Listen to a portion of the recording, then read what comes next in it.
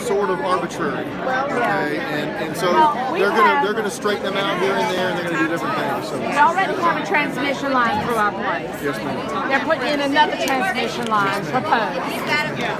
We already have three pipelines up there. Where are you located? We are on Highway 7. Yep.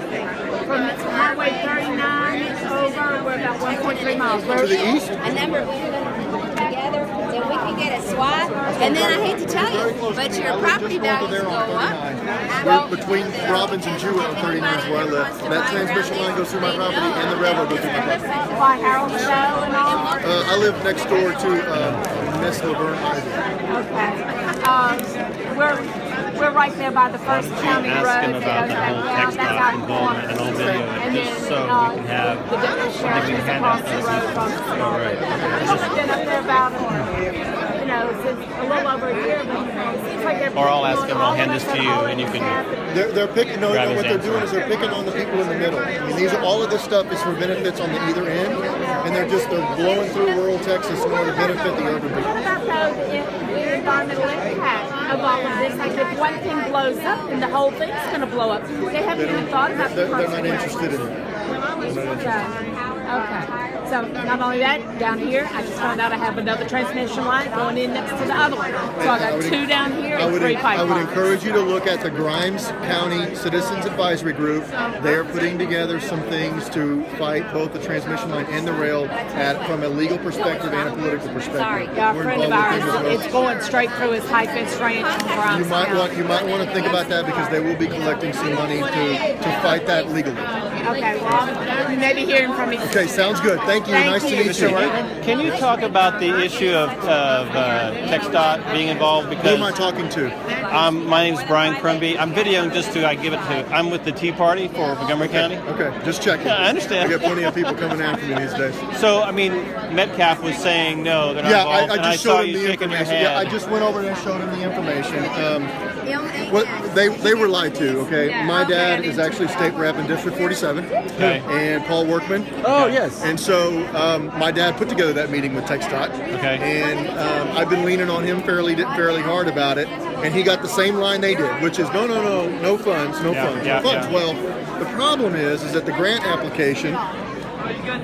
This is the grant application. These are snippets of the grant application that TxDot sent to the FRA, asking for $8 million for Fort Worth to Austin. Okay, it requires $2 million of non-federal matching funds. Okay, and then you go back to the written word, and it says the Texas Department of Transportation will provide any additional funds that may be required above the funds. Okay, so TxDot's providing the $2 million. And they're providing the additional funds, and they're just they're uninformed. Unfortunately, they're just uninformed, and what we're trying to do is help them with that information. So I didn't want to. It was a tough spot because I didn't want to try to contradict anybody. I was so glad you said that. I just want to introduce myself. I'm Braden Decker. Hi, Braden. I'm former district director for state representative Steve Toe. Oh, okay, great, cool. Yeah. Well, I've met Steve a few times. There's my card, guys. Yeah, I wanted to get your contact information. Yeah, that's our website. You can get through our email through that, and my wife manages that primarily. But we're just trying to collect the information, do the research, put it in one spot, and make it available for people because it's all over the place. Yeah. You got to piece it all together, and you got to piece this all together that this is a bigger plan. how do we get the federal government to come in and take private land to give to another private owner? Here's the thing on that, and there's a little bit of misinformation going about that. I was in a tough spot because I didn't want to call out our representatives, but the reality of it is, they're not really, they're just uninformed. Okay, I mean, I'm not upset with them because they were lied to. Okay, point blank. I don't think there's any question about it. The Surface Transportation Board does not grant eminent domain. They do not have the power under federal law to grant eminent domain. What they can do is designate them as a railroad. Now, that designation as a railroad gives them the powers that invested in railroads. Okay, that's the way I understand it after talking directly to the lawyer for the Surface Transportation Board. But how can they? They're just the designation of railroad because way back in the day, back when we were settling the West. 30 acres wide? Yeah, well, look, I don't know about that. That was news to me. I've never heard of that. TCR's never indicated that's going to be their plan. But that's what they're doing. I don't know. Okay. The important thing to remember is that this project is so big financially that a little bit of extra money on buying the land is nothing to them. When you're spending $20 billion, what's paying another guy, buying 30 acres instead of buying one? It's just the numbers are skewed because of the size of this project. And they're spending $80 million a mile. What's the difference between making it 81 and 80 or whatever? You know what I mean? So you have to keep into perspective that part of it is just the sheer scope of this deal. And it's just a shame. I mean, I don't think they can do it. And the other thing they were talking about earlier was this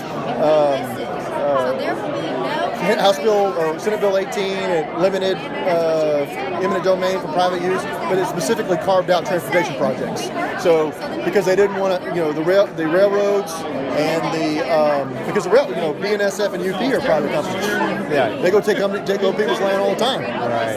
And then toll roads, a lot of them are owned by private companies. Right. So if they were to take that completely and not carve out those things for transportation projects, they would have taken away all rail authority and all. So that's why that's like that.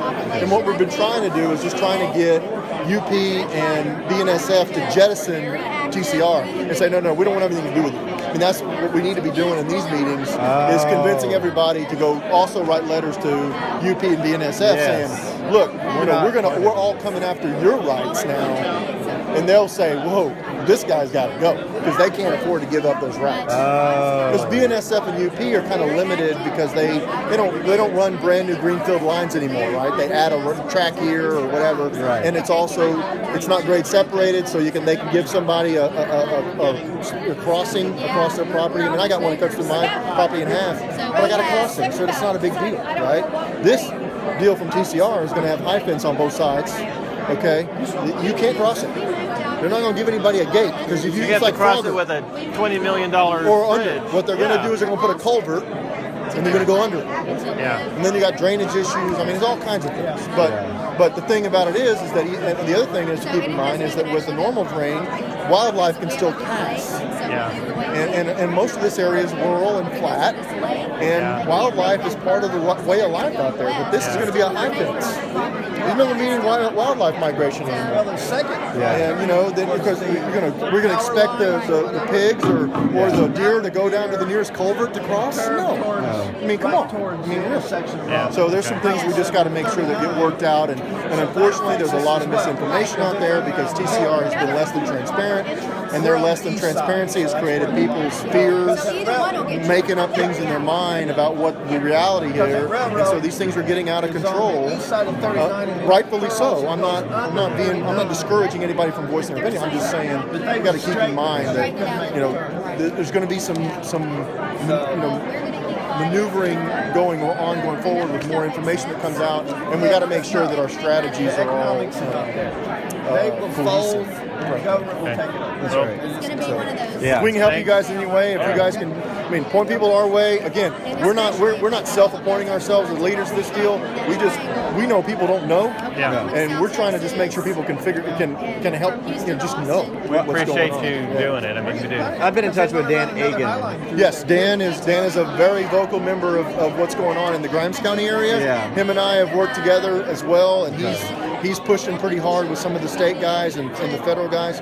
Like I said, most of the state guys are on board. Mm-hmm. But where their fallacy is they believe there's something to do about it. Yeah. And they believe there's nothing to do about it because of what TxDot's telling them. And TxDot's not telling them the truth. Right. And that's all about to come out here pretty quick. These documents that we're finding, these are public documents. This is not hidden information. Right. They were just at a Texas transportation conference 2 weeks ago in Austin. And they've got a head of a rail division sent up there saying, rail. And then they turn around and they tell these guys, no, we don't want to have anything to do with rail. We're not going to spend any money on it. It's like, come on, man. So some of that's going to get fleshed out here over the next little while, and I firmly believe that with the state and the county officials line up, the federal officials will line up too, and then it's just going to be whether or not they just shove it through. I mean, and if they do that, it's going to then become a state versus federal issue, which then it's like. Then you get the Mark Levins coming out of the woodwork and stuff like that, right? And so it's a double-edged sword for TCR trying to exercise whatever federal power they got, because then they bring in a whole new set of army. They bring in reinforcements on our side too, right? So it'll be interesting to see how it plays out in the next couple months. I think a lot of this is going to be going. I mean, I think we got to address the TxDot, keep addressing the TxDot issue too. Yeah. Because there's no doubt they're secretly working behind Absolutely. the scenes. It's a total mess. I've seen it. I've seen it as a former employee. Yeah. You know, and everything else. Yeah. No, that's it. And you know, just come clean and then face the music. Yes. I mean, that's the thing. And they stand up there in front of my dad and the other reps and senators and say, no, we don't want to have anything to do with it. Right. Come on, man. All the documents say otherwise. But our elected officials haven't done that much research yet. Yes. So they're like, okay. Yes. Well, now they're starting to we're starting to push that Yes. information to them. They're going, and their eyes were like, what? That's the application. They flipped through it, read it to them. They're like, oh, wow. Because that's not what they were told. So we're going to see. We're going to see. So, All right. but thank y'all. Nice to meet you both. Pleasure meeting you. Appreciate it. Yes. Thank you. All right.